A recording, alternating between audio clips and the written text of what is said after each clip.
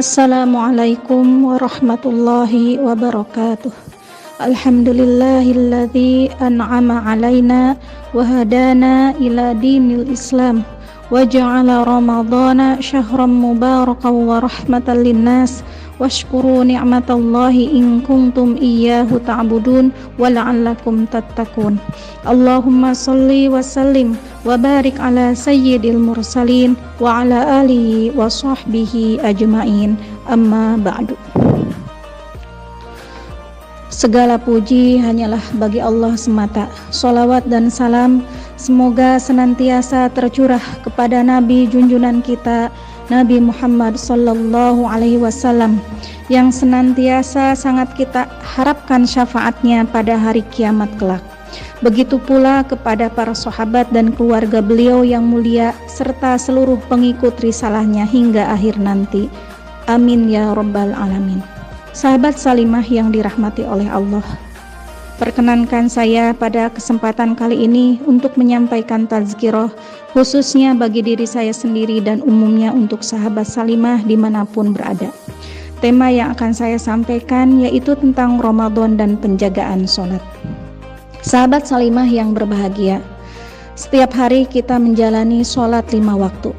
Setiap kita tentunya pasti mendambakan bisa menjalankan sholat-sholat tersebut dengan optimal, supaya kita bisa merasakan buah dari keberkahan sholat sebagaimana yang Allah firmankan dalam Quran surat Al-Ankabut ayat 45. Wa aqimis sholah innas sholata tanha anil fahsya'i wal munkar. Dan dirikanlah sholat, sesungguhnya sholat itu mencegah dari perbuatan-perbuatan keji dan munkar. Dari ayat itu tersirat bahwa sholat kita itu seharusnya mampu menjaga diri kita dari perbuatan-perbuatan dosa. Bukan sholat yang hanya sekedar penggugur kewajiban saja, namun kenyataannya menunjukkan hal yang berbeda. Betapa banyak orang yang sholat atau bahkan diri kita sholat tetapi masih terasa ringan dalam berbuat maksiat dan dosa. Astagfirullahaladzim. Oleh karena itu menjadi penting bagi kita untuk berusaha meniti langkah dalam mengoptimalkan sholat kita. Setidaknya ada 3 langkah optimalisasi sholat yang perlu kita renungkan dan praktekkan dalam sholat kita sehari-hari. Yang pertama, optimalisasi dari sisi awal waktu. Sahabat Salimah yang dirahmati oleh Allah, Allah subhanahu wa ta'ala berfirman dalam Quran surat An-Nisa ayat 103, sesungguhnya sholat itu adalah kewajiban yang telah ditentukan waktunya atas orang-orang yang beriman. Sholat adalah kewajiban yang terikat dengan waktu, karenanya menjadi langkah terbaik bagi seorang muslim muslimah untuk menjalankannya di awal waktu. Dalam riwayat Bukhari, Rasulullah Shallallahu Alaihi Wasallam pernah ditanya oleh Ibnu Mas'ud tentang amal yang paling dicintai oleh Allah. Maka yang pertama beliau sebutkan adalah sholat pada waktunya. Sebaliknya, bagi mereka yang meremehkan waktu sholat dengan menunda-nunda akan diancam dengan kecelakaan di akhirat nanti.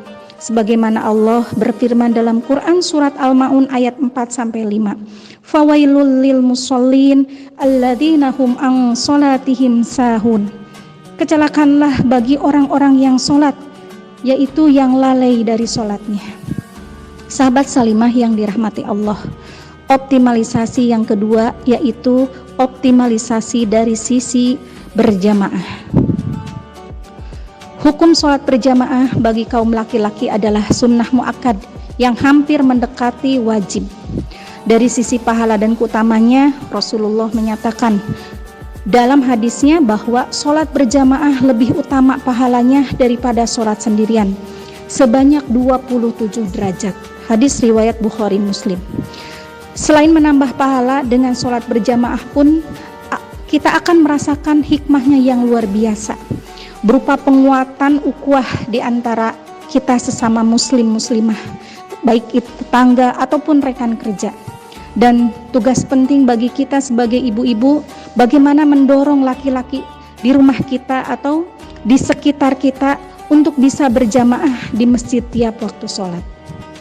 Sahabat Salimah yang berbahagia, optimalisasi yang ketiga yaitu optimalisasi dari sisi kehusyuan.